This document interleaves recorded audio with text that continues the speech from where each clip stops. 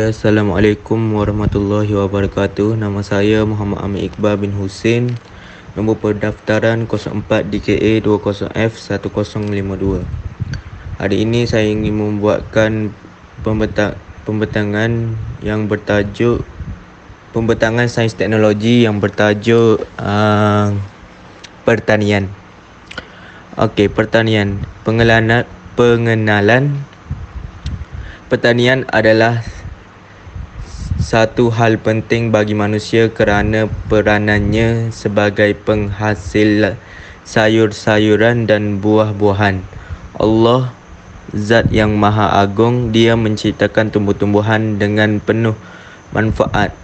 Allah berfirman dalam Al-Quran surah Al-A'raf ayat 57, dan Dialah yang meniupkan angin sebagai pembawa berita gembira sebelum kedatangan rahmatnya hujan, hingga apabila angin itu telah membawa awan mendung, kami halau ke suatu daerah yang tandus, lalu kami turunkan hujan di daerah, maka kami keluarkan dengan sebab hujan itu berbagai macam buah-buahan. Seperti itulah kami membangkitkan orang-orang yang telah mati. Mudah-mudahan kamu mengambil pelajarannya. Sekian daripada saya. Nama saya Muhammad Syazwan Hakim bin Mustafa, bernombor pendaftaran 04 TKA 20F1116. Saya akan sambung isi yang seterusnya. Isi yang seterusnya adalah ciri-ciri spesifikasi Islam. Okey, terdapat 551 ayat bersamaan 8.8% dari keseluruhan ayat Al-Quran yang berkaitan dengan bidang pertanian. Allah Subhanahu Wa Taala sebagai Tuhan pencipta dan pentadbir secara tidak langsung memerintahkan penghuni bumi agar memakmurkan atau memajukan bumi ini. Antara lain ialah dengan kegiatan pertanian. Jika diperhatikan dalam Islam, terdapat banyak ayat mengenai hasil tanaman dan buah-buahan yang pelbagai. Ini secara tidak langsung menunjukkan kepentingan bidang pertanian pada perspektif Islam sebagai salah satu sumber rezeki dan cara hidup dalam kehidupan. Bagi umat Islam, bidang pertanian adalah antara cara mudah bagi mendapat pahala dan ganjaran daripada Allah Subhanahu Wa Taala selain menerima manfaat atau pendapatan halal daripada hasil jualan keluaran pertanian. Hasil usaha yang terbaik adalah hasil usaha tangan sendiri. Justru Islam mengecam bermalas-malasan kerana sudah tentu akan terbeban kepada ummah dan khalayak masyarakat. Lebih parah lagi, membawa kepada berlakunya jenayah dengan cara mencuri dan sebagainya. Sewajarnya sebagai seorang Muslim dan mukmin hendaklah bersifat profesional dengan sikap rajin, proaktif, produktif, aktif dan dinamik.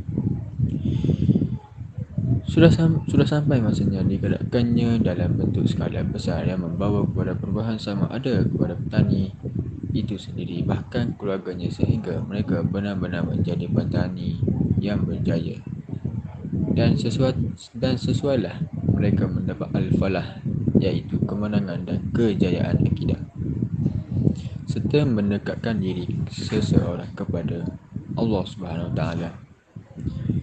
Hal ini kerana tanda kebesaran Allah Subhanahu Wa Taala dapat dilihat dengan jelas dalam proses kejadian tumbuh-tumbuhan dan tanaman. Pertanian akan lebih membuatkan seseorang itu memahami hakikat sebenar, tawakal kepada Allah Subhanahu Wa Taala dan beriman kepada kekuasaannya. Walaupun bidang pertanian merupakan satu pekerjaan yang perlu bekerja keras dan menggunakan segala kepakaran untuk menjayakan usaha pertaniannya, namun yang memberikan hasil adalah Allah SWT. Walau bagaimanapun, sekiranya hasil yang diharapkan tidak menjadi, maka hendaklah pasrah kepada ketentuan Allah SWT. ia hendaklah diterima sebagai sebahagian daripada qada dan qadar Allah Subhanahu Wa Taala. Namun begitu, ia tidak bermakna para petani boleh berserah tanpa melakukan usaha yang terbaik dengan bantuan teknologi terkini. Sesuai dengan kedudukannya sebagai yang sangat digalakkan, kita dapati ada beberapa insentif diperuntukkan dalam Islam bagi sektor ini, sama ada kebendaan atau kerohanian. Okey, sekian cerita daripada saya. Saya Muhammad Syahmi bin Muhammad Nazlim. Nombor pendaftaran 04 DKA 20F 1020. Hukum dan kepentingan pertanian menurut Islam. Pertanian boleh menjadi fardu ain dan satu kewajipan baginya jika itulah sumber pendapatannya untuk diri dan keluarga bagi keperluan menyara kehidupan. Begitu juga jika pemerintah mengeluarkan arahan kepada seseorang yang ada kepakaran dalam satu-satu bidang pertanian yang diperlukan negara atau masyarakat dan tidak ada orang lain yang mampu melakukannya, maka dia juga wajib menjalankan usaha itu. Namun, apabila ada ramai petani yang mampu melakukan usaha sedemikian, maka menjadi fardu kifayah kepada sesiapa melakukan demi kepentingan awam untuk mengeluarkan bekalan makanan yang cukup bagi semua. Dalam Islam, fardu kifayah lebih mulia dan penting bagi seseorang untuk melakukannya. Hal ini kerana manfaatnya lebih besar daripada manfaat peribadi. Bidang pertanian menjadi fardu kifayah kepada seseorang kerana manfaatnya lebih besar daripada manfaat peribadi. Kebanyakan fuqaha Islam berpendapat bahawa bidang pertanian adalah lebih afdal atau utama di sisi agama Islam berbanding perniagaan dan perusahaan atau perkilangan. Keadaan ini kerana manfaat pertanian lebih meluas dan kepentingannya tidak dapat dinafikan sebagai bidang yang terpenting. Hadis yang dinyatakan sebelum ini ada menggambarkan kepada kita terlalu pentingnya bidang pertanian sehinggakan hampir kiamat pun digalakkan lagi bercucuk tanam oleh Rasulullah SAW. Ini menunjukkan bidang ini tidak boleh diabaikan sama sekali kerana ia adalah menyumbang utama kepada kehidupan manusia. Kerana pertanian merupakan satu ibadat, membangunkan sektor pertanian adalah satu keperluan dalam sesebuah negara. Ini kerana hasil daripada pertanian memberi banyak manfaat kepada manusia. Perkara ini dijelaskan oleh firman Allah SWT di dalam kitab suci Al-Quran. Al-Quran Al-Baqarah. Maksudnya, perumpamaan nafkah yang dikeluarkan oleh orang-orang yang menafkahkan hartanya di jalan Allah SWT adalah serupa dengan sebutir benih yang menumbuhkan 7 butir pada tiap-tiap butir 100 biji.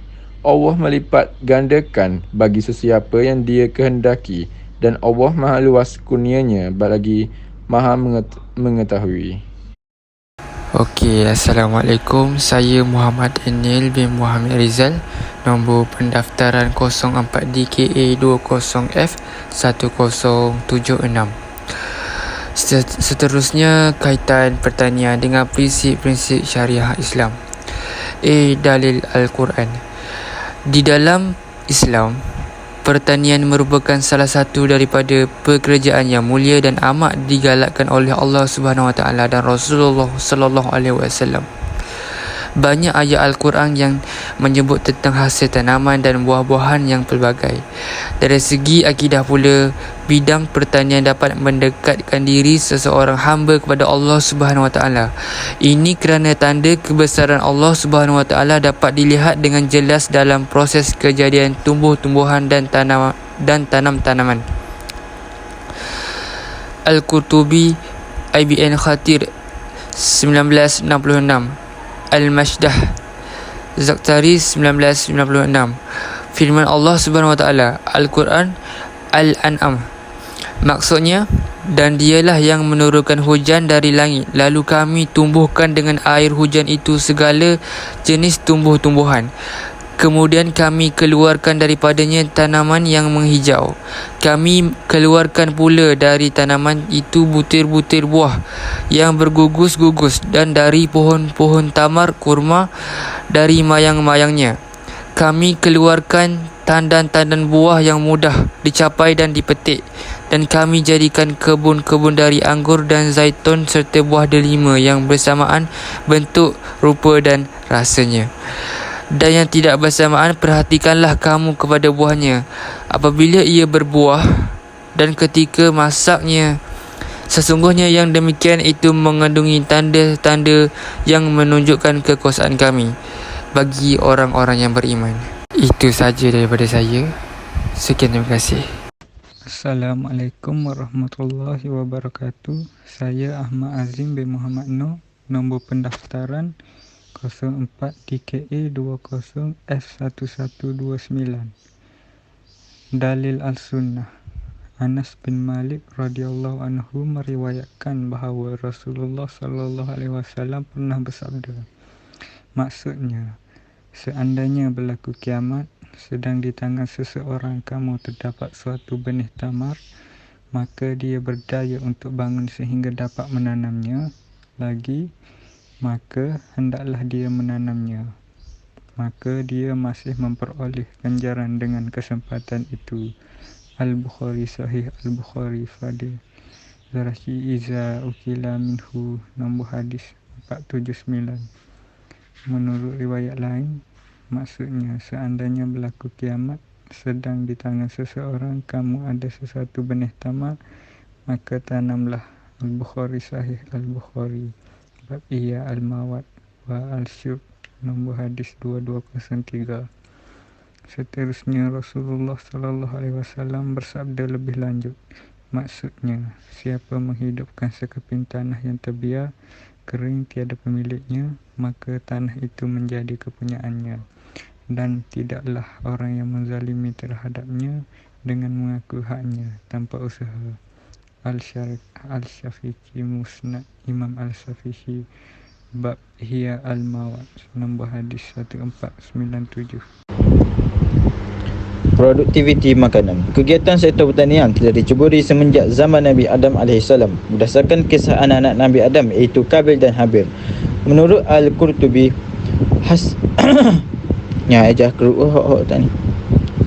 Menurut Al-Qurtubi, Habil adalah seorang peternak kambing manakala Kabil pula seorang petani. Allah Subhanahu Wa Taala telah memerintahkan kedua-duanya memilih hasil tanaman dan ternakan mereka untuk dipersembahkan sebagai korban kepada Allah Subhanahu Wa Taala. Habil telah mempersembahkan seekor kibas yang paling elok antara binatang peliharaannya, manakala Kabil pula telah memberi tanamannya yang kurang elok yang menyebabkan persembahannya tidak diterima Allah. Nabi Musa AS juga menjadi peternak kambing. Baginda telah diminta menternak kambing Nabi Syuaib sebagai bayaran mas kahwinnya dengan anak Nabi Syuaib. Sebelum kedatangan Nabi Musa, dua orang anak perempuan Nabi Syuaib yang bertanggungjawab menjaga ternakannya kerana beliau tua dan uzur. Nabi Musa telah bekerja sebagai peternak kambing bapa mertuanya selama 10 tahun sebagai perjanjian yang mereka telah dipersetujui.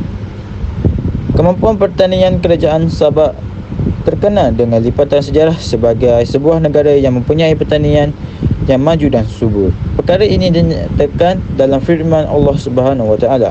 Maksudnya, demi sesungguhnya adalah bagi penduduk Sabak sesuatu tanda yang membuktikan kemurahan Allah Subhanahu Wa Taala yang terdapat di tempat tinggal mereka, iaitu 2 kumpulan kebun yang luas lagi subur yang terletak di sebelah kanan dan di sebelah kiri karya mereka. Lalu dikatakan kepada mereka, makanlah dari rezeki pemberian Tuhan kamu dan bersyukurlah kepadanya. Negeri kamu ini adalah negeri yang baik dan aman, dan Tuhan kamu adalah Tuhan yang Maha Pengampun. Itu saja daripada kami. Sekian, terima kasih.